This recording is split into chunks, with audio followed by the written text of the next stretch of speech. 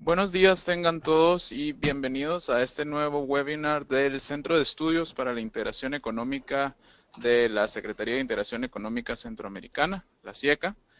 Para darles la bienvenida a esta actividad, pues primero que nada quisiéramos presentar un poco la dinámica de la sesión para luego dar paso a introducir a nuestros panelistas invitados de hoy que ya están en conexión. Básicamente, el tema de esta mañana es el de Centroamérica, unionismo de necesidad y unionismo de conveniencia.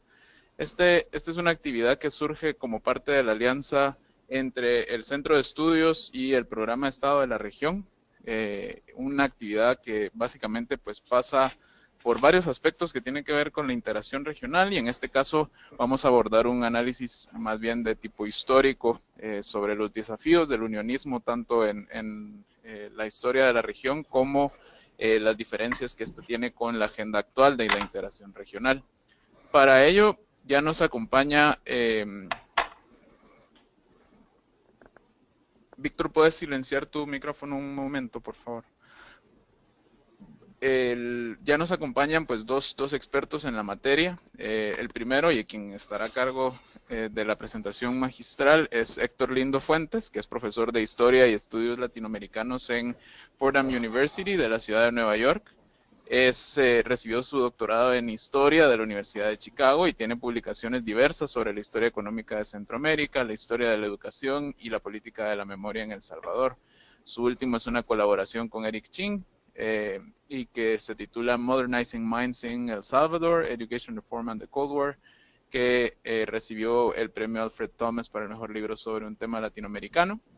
Y bueno, también está en línea ya Víctor Hugo Acuña, que es doctor en Historia de la Escuela de Altos Estudios en Ciencias Sociales de París, profesor emérito de la Universidad de Costa Rica e investigador asociado del Instituto de Historia de Nicaragua y Centroamérica, que es parte asimismo de la Universidad Centroamericana de Managua. Esta actividad, como les comentamos antes, pues es una iniciativa realmente conjunta entre Estado de la Región y el Centro de Estudios, por lo que agradecemos al equipo de Estado de la Región por haberlo hecho posible. Y únicamente para finalizar, y antes de darle la palabra a nuestros expositores de hoy, la dinámica seguirá una lógica como presentación magistral durante unos 45-50 minutos. Durante este tiempo ustedes pueden hacernos llegar sus preguntas a través del panel que está en su mano derecha, el panel de control de GoToWebinar. Estos los vamos a atender hasta el final de la sesión, pero antes de dar paso a las preguntas y respuestas de la audiencia, Víctor Hugo va a hacer unos pequeños comentarios sobre la propia charla, así que le daremos el micrófono a él por unos minutos. Si desean descargar la presentación, se encuentra en la pestaña de documentos, también a su lado derecho, si desean, por ejemplo, apagar la transmisión en vivo y seguirla desde su escritorio ya con el archivo descargado en caso tuvieran problemas de conexión, pero esperamos que al arrancar esta sesión pues pueda ser de mucho provecho para todos, así que muchas gracias Héctor, muchas gracias Víctor por estar ya en línea y Héctor, tienes la palabra. Bueno, buenos días Luis, buenos días a todas y todos. Quisiera primero agradecer a SIECA por patrocinar este webinar, para mí es una primera experiencia. Quiero agradecer también a Luis por esta generosa introducción y ayudar a organizar este evento, y a Alberto Mora del Estado de la Región, que fue el enlace con el SIECA. Como decía Luis, vamos a tener ahora una especie de reflexión histórica que nos va a dar punto de partida para hablar también sobre el presente. Y quisiera abrir un paréntesis para decir que los acontecimientos últimos en Estados Unidos me da un sentimiento de angustia de ver qué es lo que ocurre cuando los liderazgos no tienen ningún sentido histórico. Creo que después de esta propaganda a mi profesión puedo darle entrada al tema que nos ocupa. Lo que quiero hacer hoy es hacer una reflexión sobre un tema muy específico, un tema en el que se ve claro el tema de cómo la unión ha sido un instrumento para lograr cosas, para enfrentar desafíos. Aquí tenemos una caricatura de los años 60 que un poco ilustra lo que se sueña con el unionismo, que los 5 países de Centroamérica juntos tienen suficiente estatura como para hablar cara a cara con los otros grandes de América Latina. Esa es un poco la idea que se ha manejado por casi 2 siglos ya. El estudio de caso que vamos a hacer hoy es sobre un caso poco o mal comprendido, como entre 1912 y 1914, la acción conjunta de los centroamericanos puso límites a lo que podría haber sido un enorme desastre para nosotros. Un protectorado estadounidense que iba a ir desde México hasta Colombia. Había planes concretos para convertir a toda Centroamérica en un protectorado. Sin embargo, hubo una acción conjunta, verdadero unionismo, que se caracterizó por un apoyo de las bases, un apoyo popular muy extenso, por una gran creatividad, y era un activismo coordinado a nivel transnacional, cruzando las fronteras. Las acciones estatales que se observan durante este periodo respondieron realmente a la presión de abajo, a la presión popular, que es el principal tema de estudio para mí en este momento. Y también voy a destacar que esto se dio en el contexto de la Primera Guerra Mundial, de la urgencia que presentaba para Estados Unidos en su momento el tomar decisiones sobre Centroamérica porque el conflicto europeo se avecinaba. El caso que vamos a discutir es complejo y voy a tener que ser muy esquemático, pero espero que si surgen dudas en el espacio de preguntas y respuestas podremos elaborar y aclarar cualquier duda que se presente. En este caso hay elementos que creo yo que resuenan con el momento actual. Estamos hablando de un periodo a finales del siglo XIX, principios del XX, en que se sentía palpablemente que el mundo se estaba globalizando, que la interacción a larga distancia era cada vez mayor y que esta era muy asimétrica, esta interacción era entre poderes sumamente desiguales y que había que desarrollar estrategias para tratar esta nueva problemática de globalización y de crecientes poderes. Pero sin embargo, los centroamericanos fueron capaces de actuar al unísono y de tener éxito. Y yo creo que esto se debió a la percepción de una amenaza común, de un peligro existencial que nos amenazaba a todos.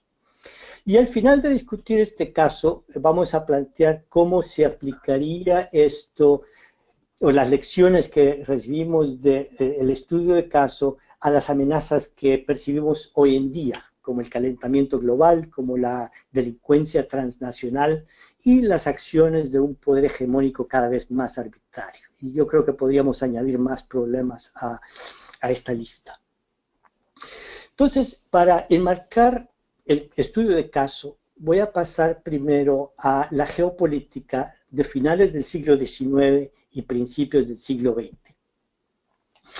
La ilustración que tengo para este periodo es a Theodore Roosevelt con el gran garrote. Esta es la época de la política del gran garrote y aquí aparece don Theodore con su característico sombrero acercándose a Panamá con su garrote entre las piernas.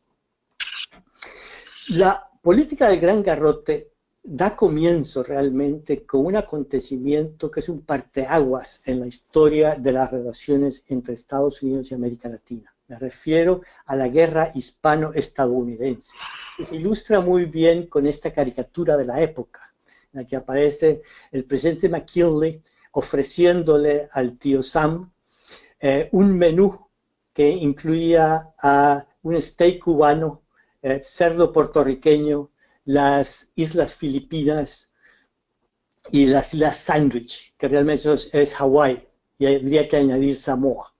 Después de la guerra hispanoamericana, Estados Unidos terminó controlando todos estos territorios, es decir, pasó a ser una potencia hemisférica y también casi mundial. Esto se debió a que Estados Unidos se había transformado después de la Guerra de Secesión. El periodo después de la Guerra de Secesión fue de un gran crecimiento de la industria. Esta es la época de Rockefeller, esta es la época de Carnegie, periodo de exportaciones de petróleo, de grandes siderúrgicas, de expansión de los ferrocarriles. Y también es un periodo de saturación de mercados y de necesidad de materias primas que obligaban a Estados Unidos a ver más allá de sus fronteras. Esto cambia la posición geopolítica de Estados Unidos. Otras razones para el cambio de la posición geopolítica de Estados Unidos es que a partir de 1848, el territorio de California se había incorporado a Estados Unidos después del Tratado de Guadalupe Hidalgo. La expansión hacia el oeste del poder político y económico de Estados Unidos implica que Estados Unidos ahora es un país continental que va del Atlántico al Pacífico. Dentro de este concepto de replantear la relación de Estados Unidos con el mundo, surgen teóricos como Alfred Thayer Mahan, que hablaba sobre la importancia que tuvo el Mediterráneo para los poderes europeos y que así como el Mediterráneo había sido crucial para los poderes europeos, el Mar Caribe debería de ser el Mediterráneo de Estados Unidos. La presencia de Estados Unidos en el Caribe debería de ser dominadora. Pero había un problema en el Mar Caribe, que todavía existía presencia europea. Mantengamos eso en la mente, que para Estados Unidos en esta época la preocupación era los grandes poderes europeos que podrían ejercer influencia en lo que se consideraba el Mediterráneo estadounidense. También esta es una época de imperios, en la que nadie se avergonzaba de tener imperios, en que Inglaterra controlaba la India, controlaba Sudáfrica, en que los belgas estaban en el Congo, los portugueses en Mozambique. Es aquí que viene la guerra de 1898, la guerra hispano-estadounidense, que fue una guerra realmente entre Estados Unidos y España. Cuba todavía era posesión española y en la guerra de independencia de los cubanos, los Estados Unidos vieron la oportunidad de entrar y de llevar a cabo esta agenda que proponía Alfred Thayer Mahan de controlar el Caribe. Y es aquí cuando Estados Unidos termina con los territorios de Cuba, Puerto Rico, Filipinas, Hawái y Samoa. Es decir, este es un periodo de gran afirmación del poder de Estados Unidos. El siguiente paso va a ser el Canal de Panamá. Y nuevamente la caricatura que tenemos nos presenta a Theodore Roosevelt, que con una pala en la mano, él solito está abriendo el Canal de Panamá, que por supuesto es solamente una metáfora de su papel muy importante en la apertura del Canal de Panamá. El Canal de Panamá era prácticamente inevitable. Un canal entre los dos océanos era un sueño muy antiguo, desde la época de los españoles. Se pensaba en que era necesario abrir el camino entre los dos océanos. Y a finales del siglo XIX, los franceses, guiados por Fernand de Lesseps, que había abierto el canal de Suez, quisieron abrir un canal en Panamá, pero el experimento fracasó por varios motivos, incluyendo falta de capacidad técnica y problemas de salud pública. Además, durante la guerra hispano-estadounidense, la Marina de Estados Unidos, que era muy importante herramienta de poder, se dio cuenta del tiempo y la dificultad que representaba tener que ir hasta el Estrecho de Magallanes para poder lograr acceso desde el Pacífico al Atlántico, cuando se necesitaban barcos en el Atlántico para ir a Cuba. Esto, añadido a la visión estratégica que se había estado formando durante las décadas anteriores con los escritos de Thayer Mahan, y la tecnología de barcos de vapor que requería estaciones de abastecimiento de carbón para las calderas del vapor, todo esto indicaba que era necesario tener un canal que vinculara el Atlántico con el Pacífico, que dentro de la visión estratégica ayudara a controlar el Caribe. Después de la guerra hispanoamericana, con las posesiones de Cuba, de Puerto Rico y la construcción del canal que representó una inversión enorme para Estados Unidos, crece una preocupación por la estabilidad en el Mar Caribe. Para Estados Unidos, el mantener la estabilidad política en la zona del Caribe era esencial.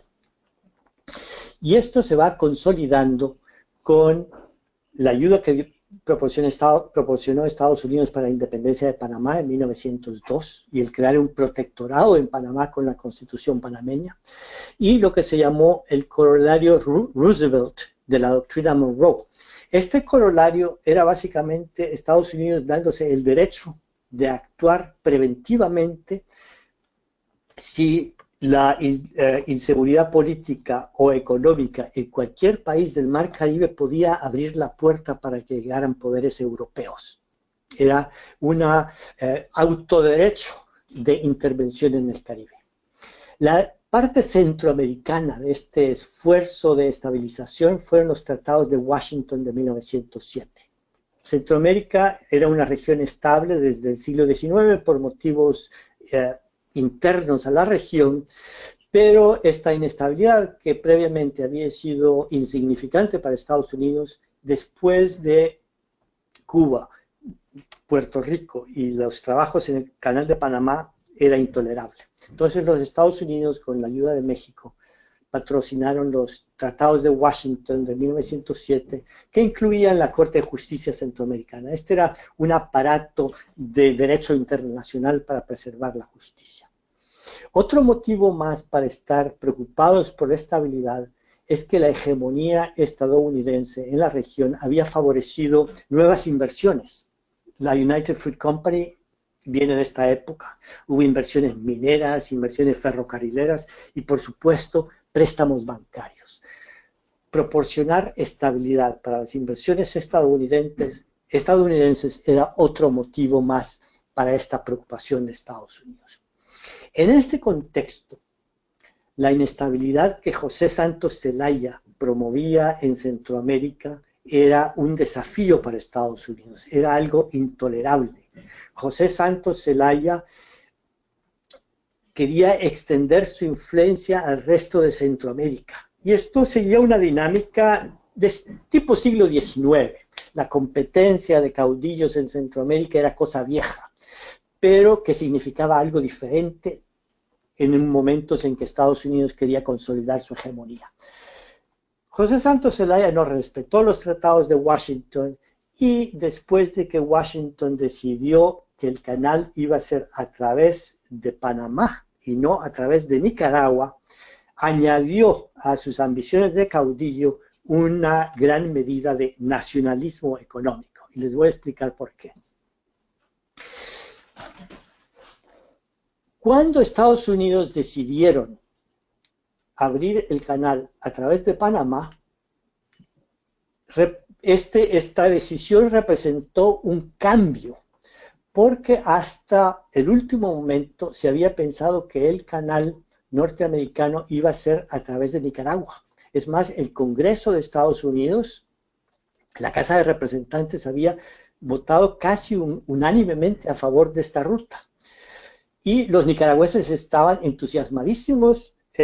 José Santos Zelaya estaba feliz que Nicaragua iba a ser el centro comercial del mundo. Realmente esa ambición de ser el ombligo del mundo que tenemos todos se iba a hacer realidad. Sin embargo, los intereses franceses, que tenían grandes inversiones en Panamá, lograron cabildear para que Estados Unidos cambiara la decisión. Esto para José Santos Zelaya fue una frustración enorme, y su comportamiento se transformó en algo todavía más molesto para Estados Unidos. Empezó a promover un nacionalismo económico muy fuerte que disgustaba a Estados Unidos. Por ejemplo, José Santos Zelaya se opuso a la diplomacia del dólar, que fue la estrategia que usaba el presidente Taft con con su secretario de Estado Philander Knox. La idea de Knox, que tenía muchos vínculos con Wall Street, es que la mejor forma de dar estabilidad a los países del Caribe y de Centroamérica era obligándolos a renegociar sus deudas con banqueros estadounidenses. Es decir, toda aquella deuda que podía haber sido con Europa, ahora tenía que ser renegociada con banqueros de Estados Unidos, y Estados Unidos iba de esta forma a evitar cualquier interferencia europea. Bueno, José Santos Zelaya lo primero que hizo fue negociar un préstamo con un sindicato en Londres, el Ethelburger Syndicate, para construir un ferrocarril hacia la costa del Caribe. Es decir, esto era una bofetada en la cara de la diplomacia del dólar. Por otro lado, con Porfirio Díaz empezó a hablar sobre un ferrocarril desde México a Centroamérica. Y Porfirio Díaz, después de 1898, empezó a ver que Estados Unidos estaba cobrando demasiado poder y quería ser un contrapeso a Estados Unidos. Y por último, José Santos Zelaya también empezó a hablar con japoneses sobre la posibilidad de un canal a través de Nicaragua que iba a ser rival del canal de Panamá. En resumen, el señor Zelaya se está convirtiendo en un verdadero problema para Estados Unidos. Y estamos hablando de la época de la política del gran garrote. Es decir, que si un país se portaba mal, había soluciones bastante fáciles. Y esto nos lleva a la rebelión conservadora en contra de José Santos Zelaya, que comenzó en 1909. Implícitamente, esta fue una rebelión apoyada por Estados Unidos. Empezó como una rebelión de conservadores en la costa atlántica. Zelaya era un liberal. Los conflictos de esta época normalmente se clasificaban como liberales y conservadores, pero en este caso la idea clara era que los Estados Unidos querían deshacerse de Zelaya. Durante esta rebelión, las tropas de Zelaya ejecutaron a 2 mercenarios estadounidenses, y esto abrió la puerta para una intervención más directa de Estados Unidos. Cuando se dio cuenta de la situación, Zelaya, que no era ningún tonto, renunció, depositó el poder en otro liberal, José Madrid, y se fue para Barcelona. Continuó la rebelión porque seguía un liberal en el poder, y finalmente los Marines estadounidenses desembarcaron en Bluefields para proteger la propiedad de los inversionistas de Estados Unidos. Y por fin el desenlace fue que Adolfo Díaz, un político conservador, terminó accediendo al poder en Nicaragua. Y don Adolfo Díaz realmente era un incondicional de Estados Unidos. Hizo absolutamente todo lo que se le pidió, e inclusive fue más allá de lo que se le pedía. Esto nos lleva a las circunstancias en las que Estados Unidos va a invadir formalmente a Nicaragua y a extraer tratados de Nicaragua que van a ser onerosos para el país. Pasemos entonces al contexto específico de la invasión estadounidense a Nicaragua. Por supuesto que el líder o el personaje más importante de esto es don Adolfo Díaz, que como ven aquí en esta foto, tiene una mirada de deseos de complacer a Estados Unidos. Con Adolfo Díaz en el poder, las concesiones que se hicieron a Estados Unidos de renegociar préstamos con casas bancarias estadounidenses, de conceder control del ferrocarril nicaragüense a compañías estadounidenses, y sobre todo de darle a Estados Unidos la administración de las aduanas y de los ingresos de aduanas para que se pudiera pagar a sí mismo por los préstamos. Todo esto causó mucho resquemor. El entreguismo de Díaz fue mal recibido, y la prensa comenzó a aclamar al ministro de Guerra, a Luis Mena, como un verdadero nacionalista nicaragüense en contraposición a Díaz. Desafortunadamente, al mismo tiempo que estaba esta preocupación por la injerencia estadounidense, se empezó a deteriorar la economía rápidamente. Hubo una grave sequía que causó hambruna en Nicaragua. Y obviamente la gente afectada buscó el apoyo del gobierno. Pero el recaudador de aduanas estadounidense, que era el que controlaba realmente los ingresos del Estado, se mostró renuente a liberar fondos para asistencia alimenticia. Esto causó gran descontento popular. Cuando finalmente se liberaron fondos para asistencia alimenticia, estos fondos se administraron de forma corrupta. Aumentó más la indignación popular y empezaron los disturbios urbanos y rurales. Díaz, desconfiando de Mena, lo despidió, lo acusó de que instigaba el descontento, que el ministro de la guerra se había convertido en un enemigo. Y es en este momento en que Mena organizó un ejército improvisado para derrocar el gobierno. Y aquí tengo una ilustración para ustedes del ejército improvisado, pero que por improvisado que sea, parecía realmente amenazante y que tuvo muchísimos seguidores. Empezó una verdadera guerra civil en Nicaragua. Una guerra civil que cobró aproximadamente 5,000 víctimas. Les doy la cifra porque uno rara vez piensa en esta guerra civil nicaragüense por todo lo que ha ocurrido después en Nicaragua, pero fue un acontecimiento sumamente grave, sumamente doloroso para el pueblo nicaragüense. Y Adolfo Díaz estaba perdiendo.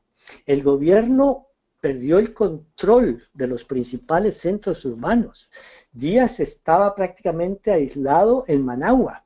Y es en ese momento de desesperación que Adolfo Díaz solicitó la intervención de Estados Unidos. Entre agosto y septiembre empezaron a desembarcar los Marines estadounidenses para apoyar las tropas de Díaz y derrotar las tropas de Mena y del general Celedón, un general liberal que se había unido con él. Hubo guerra en las principales ciudades. Realmente era una guerra entre estadounidenses y nicaragüenses. Y aquí tengo una foto de las tropas del USS Denver, de los Marines, cuando desembarcaron en Corinto. Como se ve, el contraste entre el tipo de armamento que tienen los estadounidenses y el tipo de armamento que tenían los de Mena es muy claro, pero sin embargo les costó mucho a los Marines derrotar al ejército de Mena. La reacción en Centroamérica a estos acontecimientos fue inmediata y fuerte, sobre todo en El Salvador. Y tengo aquí, para que ustedes vean, dos ejemplos de la prensa salvadoreña en este momento. Se cubría con mucho detalle lo que estaba ocurriendo en Estados Unidos, en parte porque el editor del diario El Salvador era un nicaragüense, que tenía muchos años en El Salvador. Hablaba sobre la intervención norteamericana, el protectorado en Nicaragua y también las manifestaciones del pueblo salvadoreño, y manifestaciones espontáneas y multitudinarias. Entonces, entremos más en detalle a las reacciones país por país. En El Salvador, como les digo, hubo una reacción espontánea. Empezaron a distribuir papeles en la calle los trabajadores y los estudiantes para organizar una manifestación en la principal plaza. Luego se congregaron frente a la casa del presidente de la República, lo obligaron a salir al balcón y a comprometerse a decir algo en contra de la presencia de Estados Unidos en Nicaragua. Y esto no fue solo en San Salvador. En Santana, por ejemplo, también hubo grupos de artesanos y obreros que organizaron manifestaciones. Luego se coordinaron manifestaciones en los principales pueblos del país. La manifestación más grande en San Salvador llegó a tener aproximadamente 10,000 personas, según una nota periodística. Y no solo se manifestaron espontáneamente, sino que decidieron, bueno, ahora tenemos que organizarnos, porque esto hay que darle continuidad. Organizaron lo que llamaron el Comité Organizador de los Trabajos de Defensa Nacional. Y una de las primeras iniciativas de este comité fue escribir telegramas y cartas a otros países centroamericanos, la prensa de Buenos Aires, a periódicos en México. Un grupo de comerciantes decidieron boicotear todos los productos de Estados Unidos. Hacían propaganda en los periódicos: nosotros no vendemos productos estadounidenses, vengan a comprar donde nosotros. Es una reacción muy directa. En Costa Rica, país vecino a Nicaragua, también tenemos que la prensa, aquí este es un artículo de La Información, cubría en detalle lo que estaba ocurriendo en Nicaragua y los problemas con las tropas yanquis, que le llamaban en aquella época. El 1 de septiembre hubo una gran reunión de exiliados que estaban en Nicaragua, que escribieron un mensaje al Departamento de Estado, un mensaje realmente muy bien fundamentado, pero también muy agresivo, de protesta contra la invasión a Nicaragua. Hubo costarricenses como el padre Bolio, que se unieron a la lucha en Nicaragua. De hecho, también hubo salvadoreños que se unieron a la lucha contra los Marines. Hubo hasta mujeres, hubo casos de mujeres salvadoreñas, y una mujer fue nombrada coronel en el ejército de Celedón. Las noticias en los periódicos costarricenses no eran solamente sobre lo que ocurría en Nicaragua, sino que también las manifestaciones que había en otras partes de América Central. Los obreros costarricenses empezaron a hacer actos no solo en contra de la presencia en Nicaragua, sino también recordando a William Walker, recordando aquel momento en que los centroamericanos en 1856 expulsaron a los estadounidenses. Y empezaron a usar también el sistema de solidaridad de raza, y esto lo voy a elaborar un poco más adelante. Esta noticia cuenta cómo los exiliados enviaron un cablegrama al Departamento de Estado y que les costó $80, que era muchísimo dinero en aquella época. En Honduras y Guatemala la reacción es menos conocida, en parte porque Guatemala estaba controlada por el dictador Manuel Estrada Cabrera, que tenía un control muy firme de la prensa y de la sociedad civil.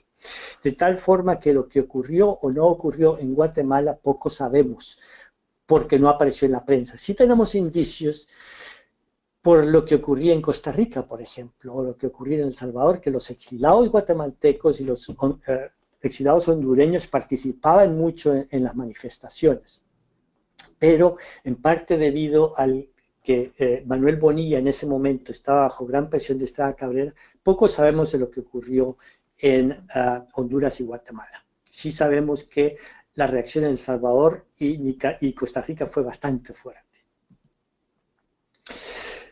Pero esto nos lleva a el siguiente paso, la siguiente etapa de este conflicto, que una vez se consolidaron los Marines en Nicaragua y el poder de Adolfo Díaz volvió a asegurarse, el siguiente paso era hacer tratados que legalizaran la relación entre Nicaragua y Estados Unidos, dándole poder a Estados Unidos.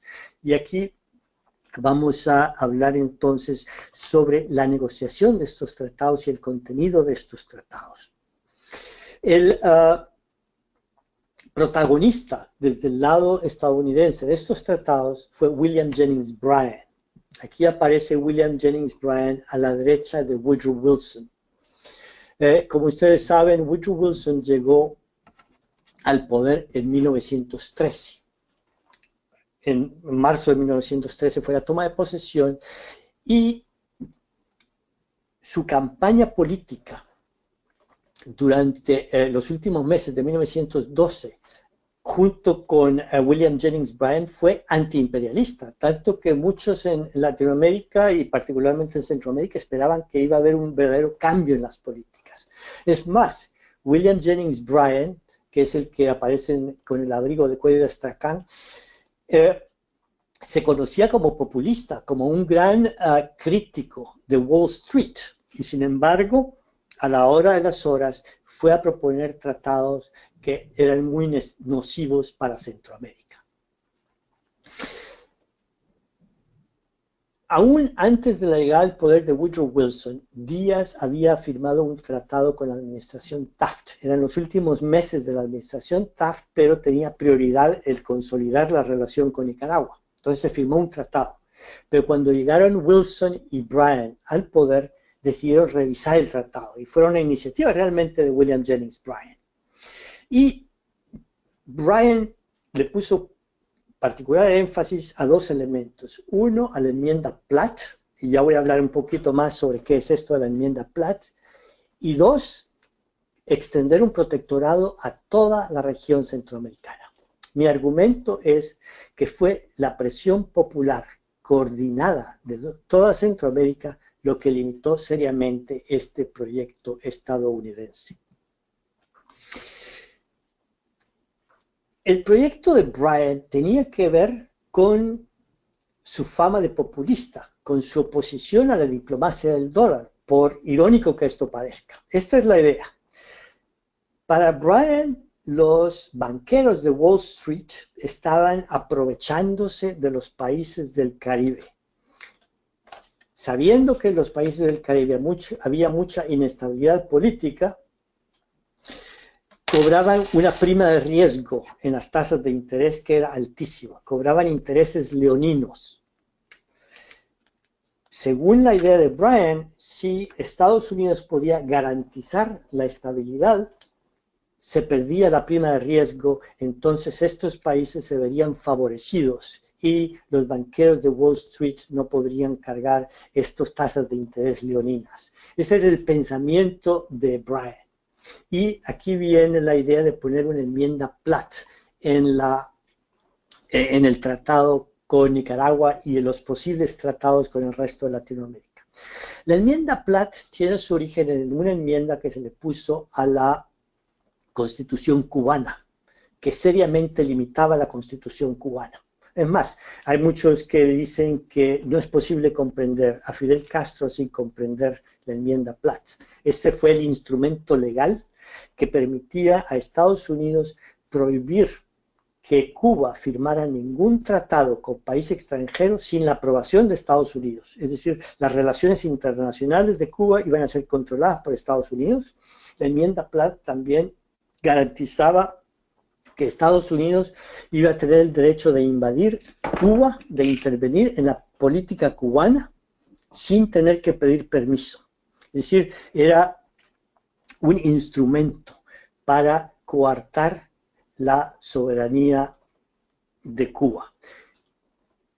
Como según Bryan esto había funcionado bien en Cuba, habría que extenderlo a Centroamérica. Y por lo tanto, así como se iba a hacer un tratado con Nicaragua, que se estaba realmente revisando lo que ya había hecho Taft, había que hacer tratados similares con Honduras y con El Salvador. Las reacciones populares a las noticias de lo que pensaba hacer Bryan fueron sumamente fuertes. Aquí les doy un poco de ejemplo de la prensa de Costa Rica. Esta es La República, es un periódico de San José, que hablaba sobre el tratado que estaba pensando hacer Bryan, y si se fijan en la última línea, se sugiere el protectorado para Centroamérica. La siguiente es la gran manifestación de anoche. Cuando se sugirió la posibilidad de un protectorado, la gente se indignó. Veamos aquí paso a paso, país por país, cómo reaccionaron. En El Salvador, según el representante de Estados Unidos, el pueblo explotó en las calles. Hubo manifestaciones en San Salvador, artículos en los periódicos, luego manifestaciones en todos los pueblos. El presidente de El Salvador se vio obligado a tomar figuras muy públicas. Todas las decisiones que tomaba el presidente de El Salvador con respecto a este tema lo hacía con la mayor publicidad posible. A pesar de que en privado le estaba dando seguridades al embajador de Estados Unidos, que realmente no era para tanto. Pero en todo caso, el presidente Meléndez solicitó una reunión de presidentes de Costa Rica, Honduras y Guatemala para discutir la adquisición de parte de Estados Unidos de bases en el Golfo de Fonseca y el Golfo Dulce. En El Salvador no había ocasión que no fuera buena para demostrar el antiimperialismo. Cuando empezaron a llegar los exiliados nicaragüenses derrotados por los Marines, Había recaudaciones de fondos patrocinadas por señoras de sociedad para apoyar a los nicaragüenses. Las señoras de los mercados se ponían de acuerdo para apoyar a los nicaragüenses, los obreros, los abogados. Era una cosa muy pública. Cuando Estados Unidos invadió Veracruz, como uno de los episodios de la Revolución Mexicana para tratar de derrocar a Huerta, los salvadoreños inmediatamente demostraron su simpatía por los mexicanos. Salían a la calle a cantar el himno de México y hubo manifestaciones y actuaciones para las fiestas agostinas, había carrozas denunciando a los Estados Unidos.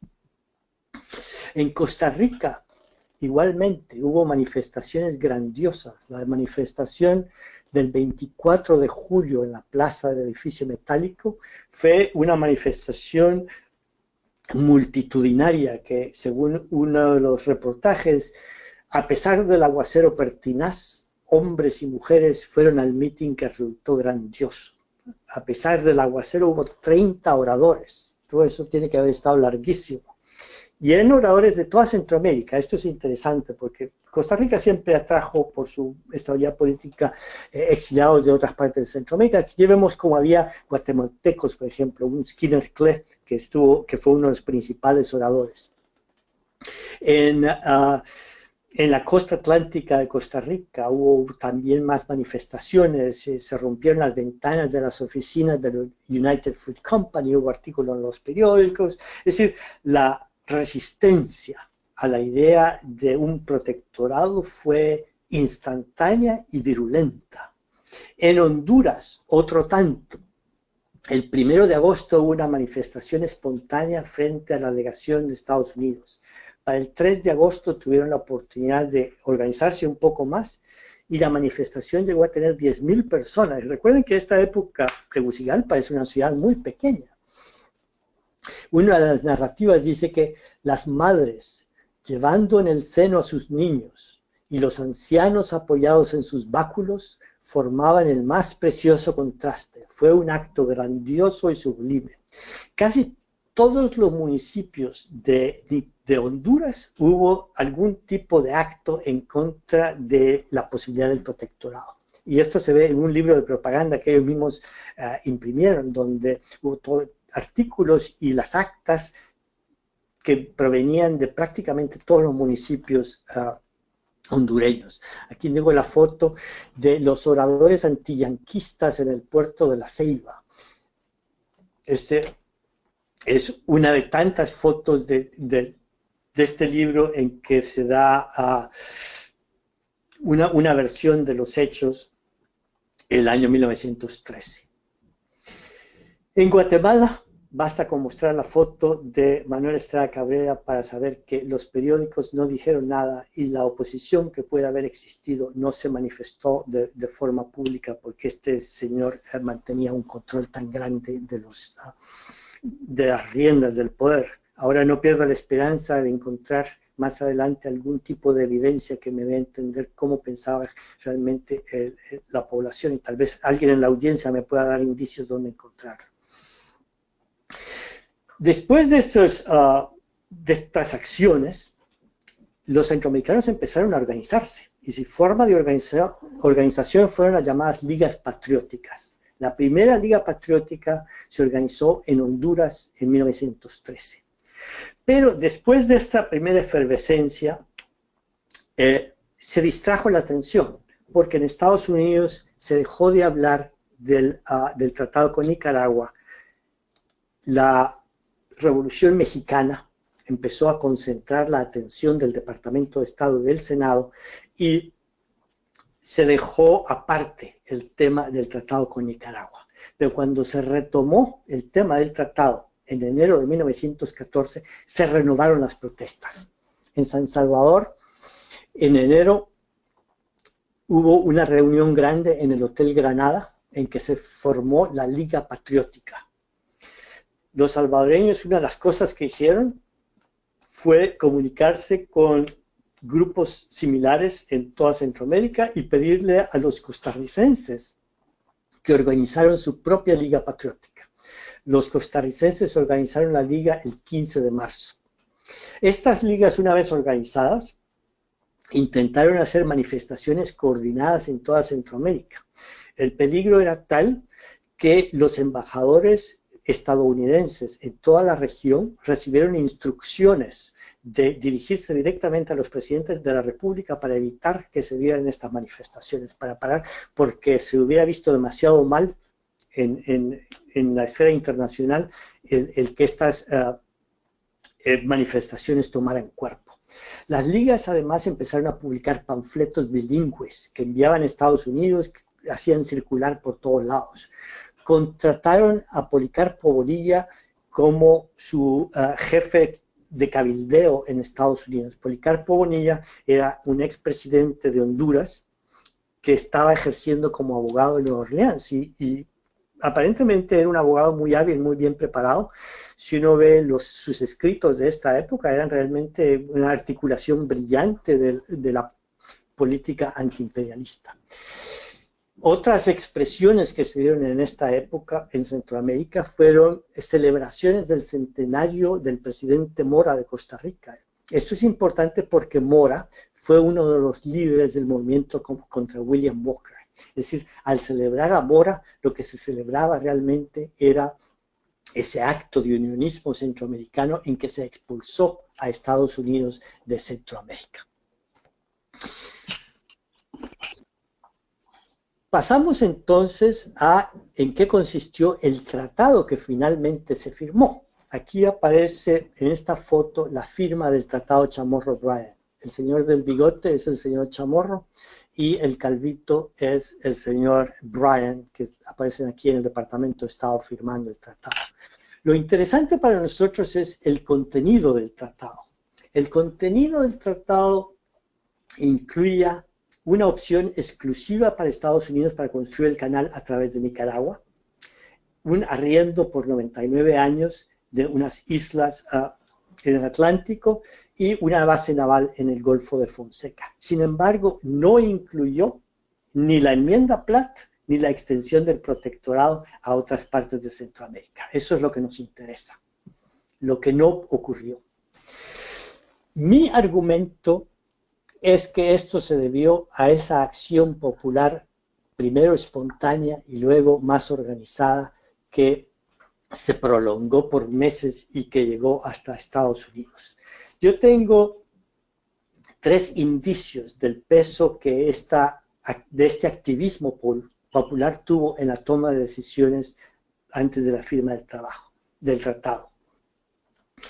Uno, las preocupaciones expresas de Woodrow Wilson sobre el impacto popular que podría tener el tratado.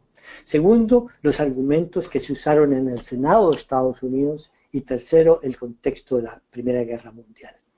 Estas son las razones que me dan a pensar que esta acción popular fue realmente crucial. Es un argumento que se los presento a ustedes, pero creo que está muy bien fundamentado. Sobre las preocupaciones de Woodrow Wilson, lo más directo que he encontrado es una carta a Bryan un par de meses antes de la firma del tratado. Está entre los papeles confidenciales de Woodrow Wilson. Y él le escribe a Bryan: es cierto que los vecinos de Nicaragua se han mostrado muy disgustados con estas propuestas y que han hecho protestas coordinadas en oposición a ellas. Justo ahora, cuando estamos tratando de obtener cierto prestigio moral en Centroamérica, me gustaría saber cómo cree que la presión del Tratado de Nicaragua afectaría la opinión hacia nosotros en el resto de la región. Es decir, estaba muy al tanto Woodrow Wilson de la reacción popular y estaba muy preocupado de cómo el tratado podría tener un impacto sobre esa opinión popular cara al futuro. Es decir, le decía a Bryan, pensemos con cuidado este asunto porque puede tener más efecto sobre la opinión pública. El segundo aspecto que me hace pensar que el peso de esta opinión popular fue significativo en la toma de decisiones está cómo interactuó con la decisión en el Senado. Después de todo, el Senado tenía que ratificar el tratado. Había senadores que desde el principio se oponían a tratados como el que se pretendía firmar con Nicaragua. Y esto tiene que ver con la reacción a la guerra hispano-estadounidense. Había senadores que se oponían a actitudes imperialistas como las que podían haber tenido los europeos, pero Estados Unidos era diferente, Estados Unidos no era Europa. Pero además había algo más práctico. Las cosas en Filipinas no iban nada bien. La rebelión de Aguinaldo fue una rebelión sumamente sangrienta en las Filipinas. Era un poquito como lo que fue Vietnam más adelante. Es decir, el hacerse cargo de otros protectorados y correr el riesgo de rebeliones populares era algo que no parecía nada atractivo. Entonces los senadores que tenían este punto de vista utilizaban las protestas en Centroamérica como argumento. Llevaban documentos de los panfletos que les mandaban los centroamericanos a las discusiones en el Senado. Los activistas centroamericanos sabían esto, traducían sus panfletos, se dirigían directamente a los senadores. La prensa centroamericana explicaba cómo iban las discusiones en el Senado. Había gente en todas partes de Centroamérica que sabía muy bien quién era el senador Bacon, quién era el senador Borah, y los conocían porque sabían que eran posibles aliados. Y Policarpo Bonilla, muy conocedor de esto, dirigió su cabildeo a esto. Es decir, la oposición en Centroamérica fue uno de los argumentos más sólidos, más fuertes que tenían aquellos senadores que se oponían al Tratado de Centroamérica. Y luego está el contexto europeo, que no se puede perder de vista, que creaba una urgencia por tener una verdadera estabilidad en la esfera de influencia de Estados Unidos. Y aquí les voy a dar una breve cronología que yo creo que es bastante ilustrativa. Estábamos hablando de 1914. Junio 23 de 1914, en una de las discusiones de comité, los senadores están hablando con Diego Chamorro y le preguntan sobre las inversiones alemanas en Nicaragua. Están muy preocupados por la inversión europea en Nicaragua y particularmente las inversiones alemanas en Nicaragua. Junio 28, el asesinato en Sarajevo. El archiduque Franz Ferdinand y su esposa son asesinados por Gavrilo Princip en el acontecimiento que dio comienzo a la Primera Guerra Mundial. En julio, y empujados por el movimiento popular, las autoridades de Costa Rica y El Salvador expresan fuertes preocupaciones por la existencia de la enmienda Platt en el tratado propuesto. El 28 de julio comienza la Primera Guerra Mundial ya en firme. Es entonces que Bryan, ansioso porque se firme el tratado, abandona la idea de la inclusión de la enmienda Platt y abandona la idea de tener tratados con Honduras y con El Salvador, y lo dice explícitamente. El 5 de agosto se firma el tratado de Chamorro-Bryan. Es decir, el contexto europeo es lo que le da al final urgencia a un tratado que no contenga elementos que causen nuevos disturbios, que causen nuevos problemas cuando la problemática europea se presenta como el próximo gran problema para Estados Unidos. La siguiente pregunta es, ¿qué está detrás de esta gran unión de diferentes grupos en Centroamérica? Porque a fin de cuentas estamos hablando de grupos populares, pero también de grupos de élite, que se movilizaron, que se coordinaron, que fueron capaces de una conversación transnacional que tuvo, a fin de cuentas, éxito en Estados Unidos. Yo creo que la forma en que se habló sobre la amenaza tiene bastante que ver con esto. Se habló sobre esta amenaza como una amenaza existencial. Los centroamericanos sentían que el mundo se les venía abajo. Había varios elementos en el discurso que se utilizaba. Se hablaba, por ejemplo, de una amenaza a la soberanía política. Y esta amenaza a la soberanía política se podría ilustrar muy bien con lo que se leía en los periódicos sobre acontecimientos en Cuba, en Puerto Rico, en Panamá, en las Filipinas.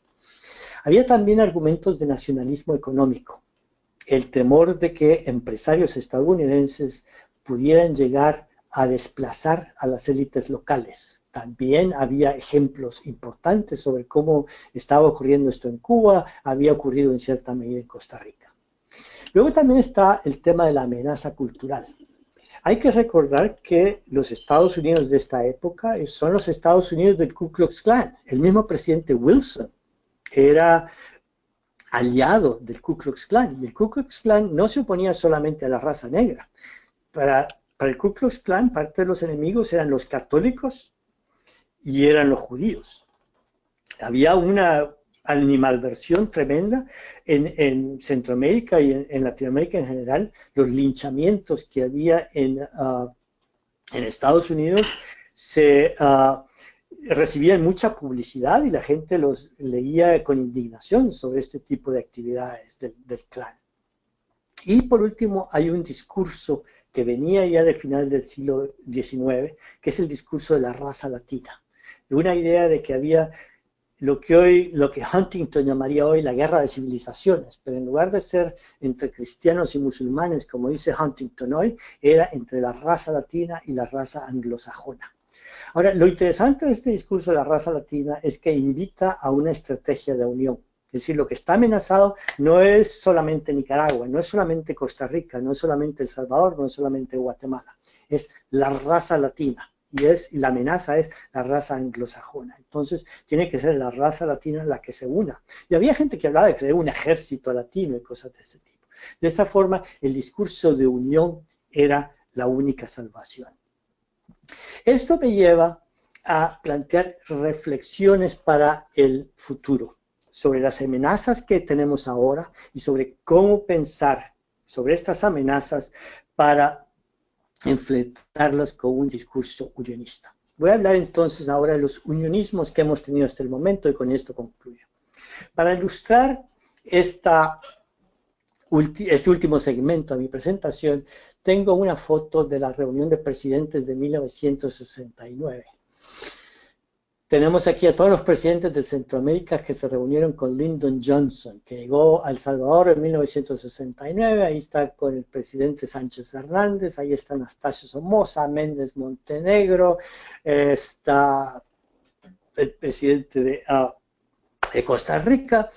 Gran momento de unión. Trejo se llamaba el presidente de Costa Rica en aquella época.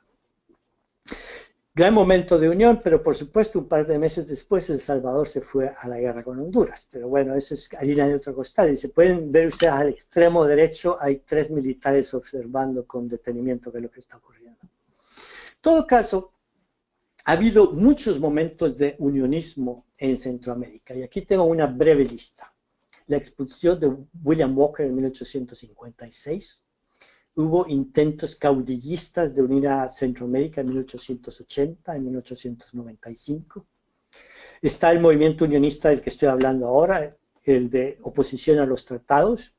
En 1921, para el centenario de la independencia, hubo un movimiento que llegó bastante lejos. Luego estuvo en los años 60, el proyecto patrocinado por la Alianza para el Progreso, que incluyó el Mercado Común, la ODECA, el CONDECA. Luego, los tratados de Esquipulas, que fue una iniciativa en que todos los centroamericanos tomaron parte. Y luego, ahora en la posguerra, tenemos, como ustedes bien saben, dada la audiencia, el CIECA y el Parlace. Ahora, las motivaciones para estos florecimientos del unionismo han sido muy diferentes. Y yo me atrevería a decir que el éxito o fracaso relativo tiene que ver con las motivaciones detrás. La expulsión de Walker en 1856 fue exitosa y estaba basada en un temor existencial y un gran apoyo popular. Los intentos caudillistas del siglo XIX estaban motivados por ambición caudillista personal. Fracaso total. La oposición a los tratados que acabamos de discutir estaban motivados por un temor existencial con un gran apoyo popular. Tuvieron éxito. El intento del centenario de la independencia en 1921 realmente fue un intento de agendas encontradas y que fracasó a las primeras de cambio. El proyecto de la Alianza para el Progreso tenía que ver con un temor existencial de las élites ante la Revolución Cubana. Y todo esto es discutible, creo que habrá más de alguno que esté en desacuerdo conmigo y en parte eso es lo que quisiéramos tener, ¿no? Un debate interesante. El momento de los tratados de Esquipulas, yo creo que se podría argumentar que había un temor existencial con los conflictos centroamericanos y que este temor existencial tenía un verdadero apoyo popular ansioso por la paz. Y luego en la posguerra, y aquí es la afirmación más controversial que voy a tener, y por eso le puse un signo de interrogación dada la audiencia, el CIECA y el Parlacen están motivados por una agenda de libre comercio con un apoyo más tecnocrático, más de expertos que tienen una visión económica, pero no es necesariamente el producto de un apoyo popular. De hecho, ha habido discusiones bastante amargas sobre el tema.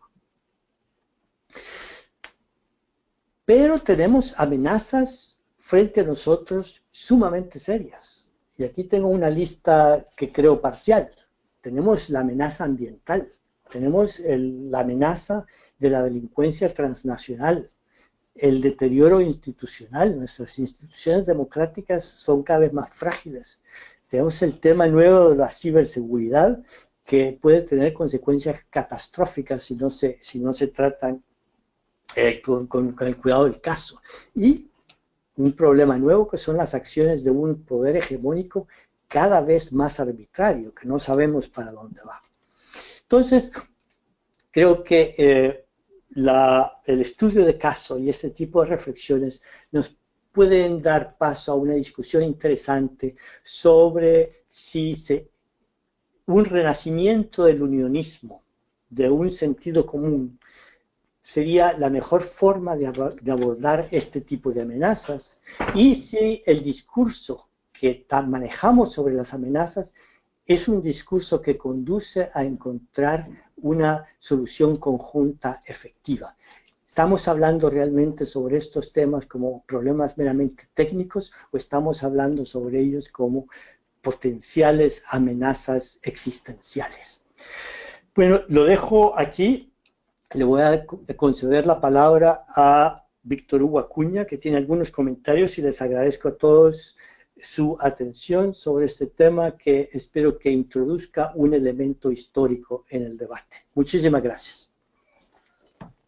Víctor Hugo. Hola, buenas tardes. Buenos días, perdón, ¿cómo están ustedes? ¿Me han escuchado? No. Hola. Te escuchamos, Víctor. Te escuchamos. Mira, es muy sintético porque como está el problema de la conexión, voy a plantear tres cosas brevemente y si puedo hablar, pues lo intentaré. Bueno, a las personas que nos han acompañado, les consta la magistral presentación sintética que nos ha hecho Héctor Lindo Fuentes de esta expansión, la fase de expansión ultramarina de Estados Unidos. Había tenido previamente ya una expansión terrestre, y cómo esta fase de expansión ultramarina tiene como escenario América Central y el Caribe. Bueno, aquí tenemos un conjunto de datos y un conjunto de elementos para reflexionar. Lo interesante de lo que ha planteado Héctor Lindo es que en una relación asimétrica, los centroamericanos fueron capaces de poner límites a esa expansión. Bueno, no controlarla totalmente, pero sí efectivamente poner algunos límites, y sobre ese punto podemos entonces establecer algún tipo de reflexión.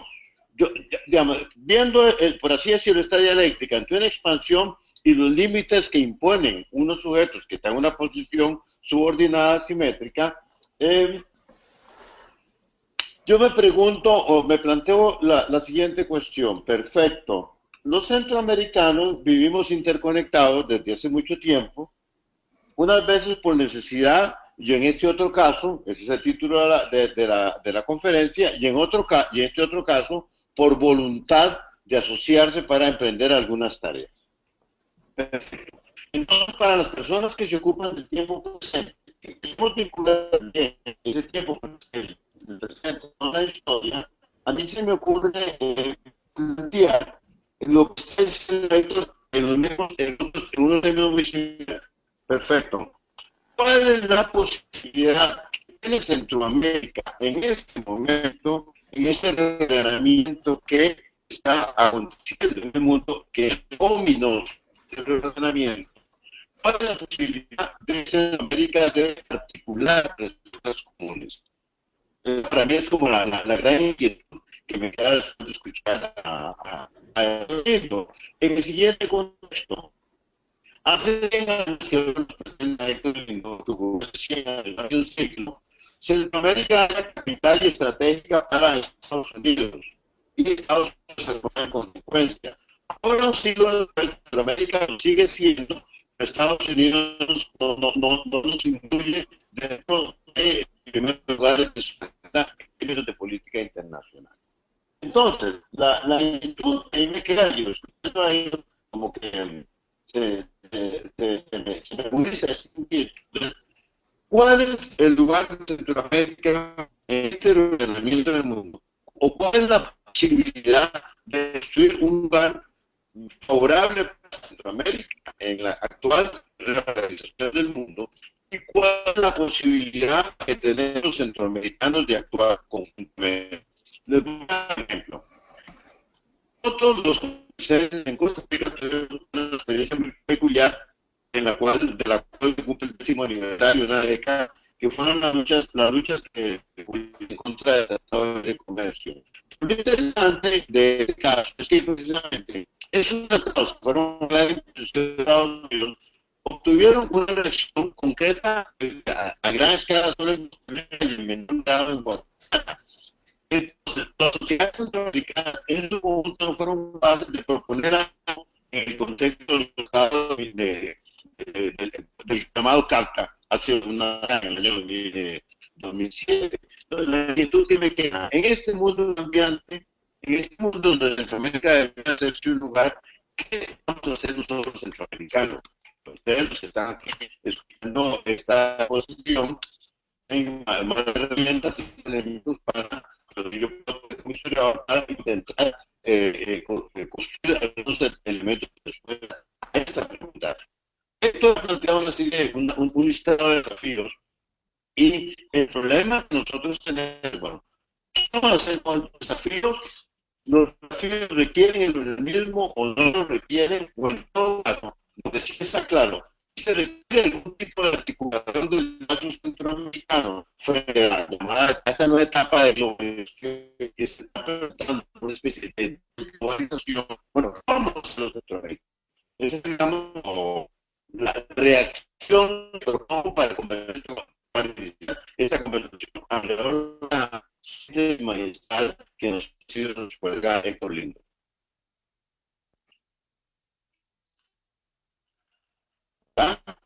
Gracias, Víctor Hugo.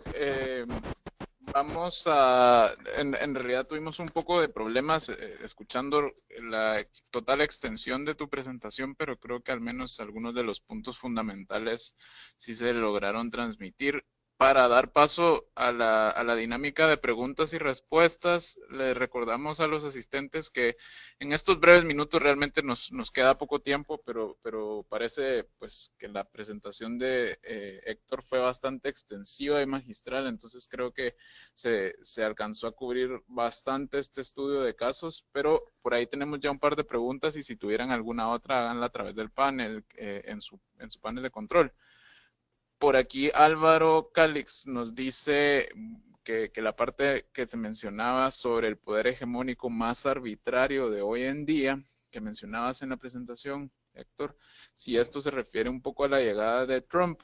Y también de la misma mano, Lucrecia Rodríguez nos hace la pregunta sobre si, considerando la historia y los intereses de Estados Unidos, el gobierno actual de Estados Unidos y bajo la administración Trump sigue más o menos una línea similar. Tal vez puedes comentar un poco sobre estos temas y sobre la continuidad de ese análisis que tú haces hacia el presente. Sí, realmente yo me refería al tema de Trump. Es decir, un señor que de repente, sin tener coordinación con nadie, habla sobre la posibilidad de hacer uso de las Fuerzas Armadas estadounidenses en Venezuela, es algo totalmente descabellado. Un señor que de repente lanza amenazas contra Corea del Norte, esta imposibilidad de prever qué va a salir de la política estadounidense tiene paralizados no solo a los países aliados de Estados Unidos, sino que a la misma burocracia estadounidense, que no sabe ni dónde están parados. Y esto da a entender que no hay un aliado confiable. Tenemos, por ejemplo, el tema del libre comercio. Nadie sabe para dónde va la cosa.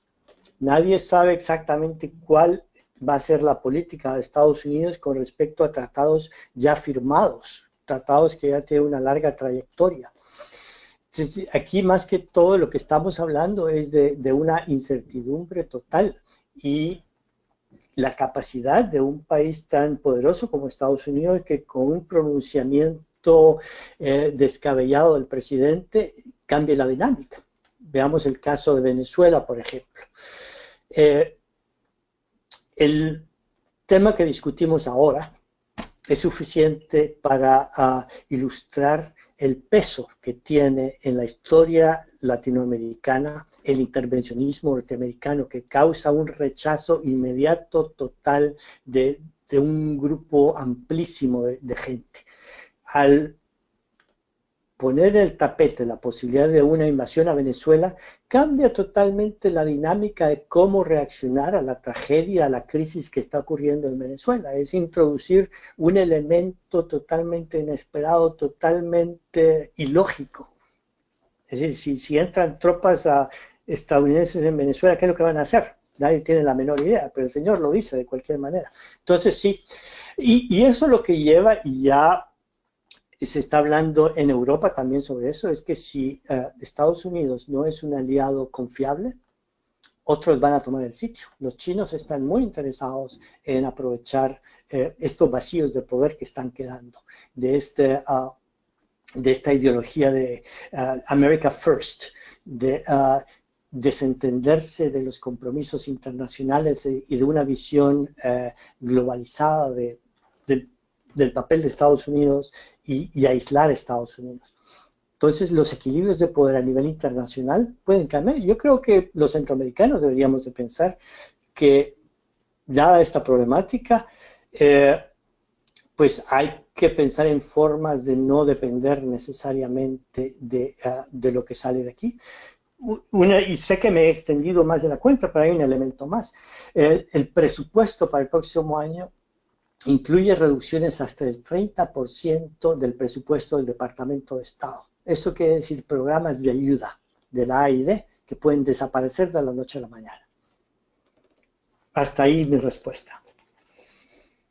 Por aquí tenemos un par de preguntas adicionales. Bueno, un comentario para empezar de Mara Angélica Arana, que dice: una gran presentación.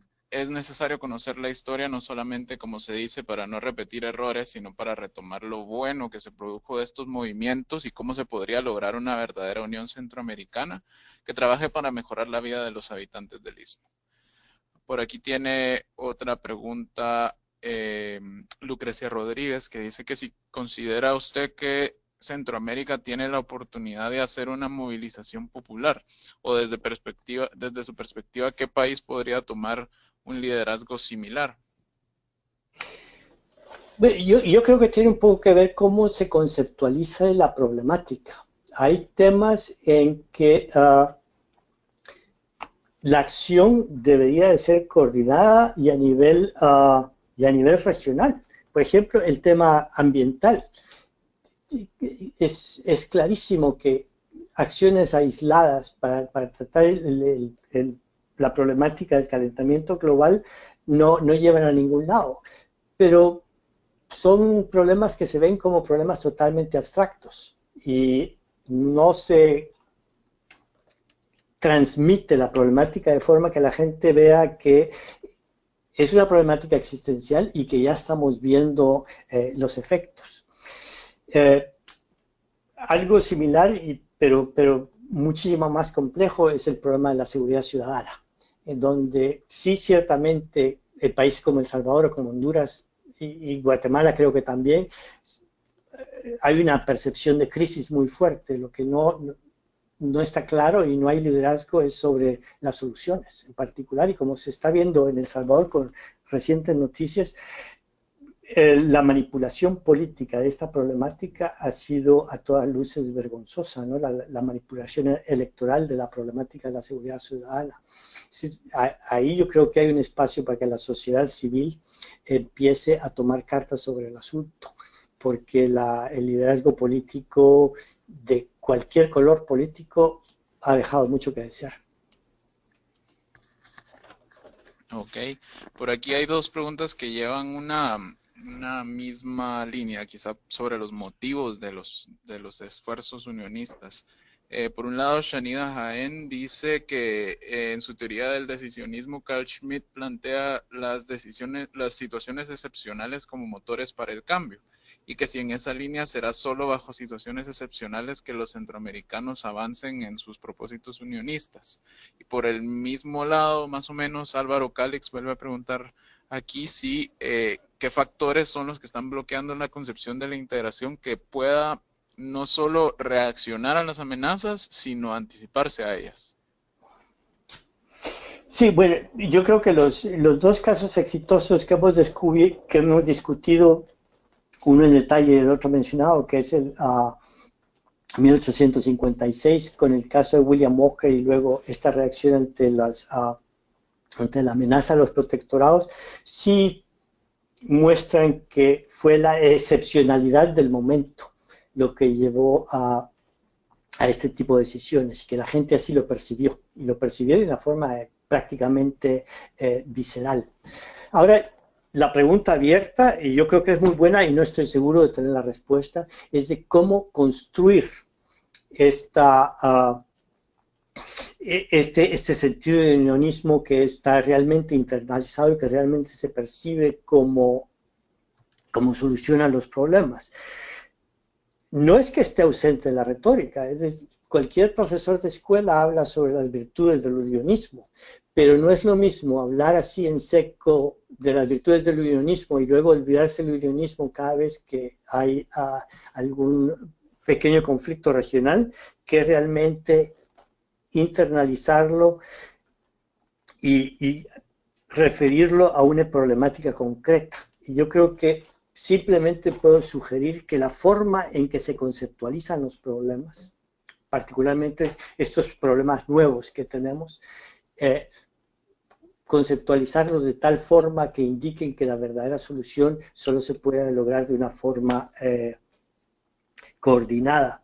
Ahora, sí creo que también a veces parte del obstáculo al hablar del unionismo es que se habla de un unionismo como de la Unión de Centroamérica, la unión política al estilo antiguo. No creo que eso sea posible ya, pero lo que sí es posible son acciones coordinadas y una percepción de enemigos comunes y de un internalizar que es simplemente juntándonos que se va a poder salir adelante. Ahora, sí es una pregunta abierta, yo no pretendo tener la solución. Solo pretendo plantear los problemas y algunas formas de pensarlo. Ok, quizá por el tiempo tenemos que ir cerrando, pero no me gustaría terminar la sesión sin antes darte unos breves minutos para tal vez sacar algunas conclusiones y hacer unos comentarios finales, Héctor. Bueno, para mí parte de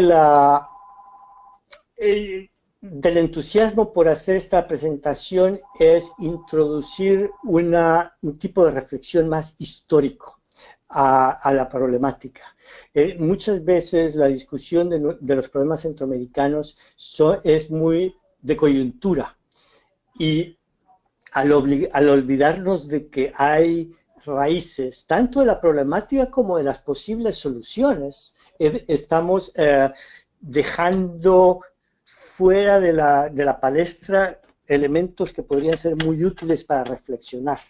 Por ejemplo, el simplemente hecho de saber que ha habido ocasiones en que a pesar de la asimetría de relaciones hemos sido capaces de lograr algo, yo creo que puede cambiar un poco la dinámica sobre cómo pensamos sobre la problemática. Si nunca sabemos siquiera que hubo momentos en que logramos hacer cosas unidos, entonces es más difícil percibir que podemos hacer algo. Y yo creo que se podrían multiplicar los ejemplos, pero yo creo que sí que si por lo menos he introducido ese elemento que realmente vale la pena profundizar en nuestra historia, para poder conceptualizar nuestros problemas de una forma más contextualizada y con un conocimiento más profundo de las raíces, que eso sería un logro, el pasar de una percepción meramente técnica de los problemas a una visión más conceptualizada con raíces históricas. Y con ese comentario, pues realmente creo que me da pie para hacer el cierre, precisamente, porque parte de los esfuerzos que se están tratando de hacer desde el Centro de Estudios para la Integración Económica que tenemos aquí en la CIECA es precisamente, pues a través de esta y otras actividades, llevar ese conocimiento de la teoría, de la práctica en sí mismo, de lo que ha generado todos los procesos de integración, de la propia visión histórica, que es quizá donde nos hace falta un poco más de esfuerzos, para que las personas pues puedan conocer y con un mejor conocimiento de causa apropiarse del proceso de integración actual y llevarlo a ese nuevo estadio que podamos llegar a imaginar en base a toda esa nueva experiencia, ese nuevo conocimiento y demás. Por eso entonces les agradezco mucho a ustedes su participación y su aporte a esta sesión. Fue muy valioso. Gracias Héctor, gracias Víctor. Y para finalizar, pues únicamente recordarles a los participantes que posteriormente recibirán un correo con la presentación en PDF y también la grabación de esta sesión para que puedan volver a ella si requieren y seguir esta conversación por otras vías. Muchas gracias entonces y que tengan feliz día. Bueno, muchas gracias.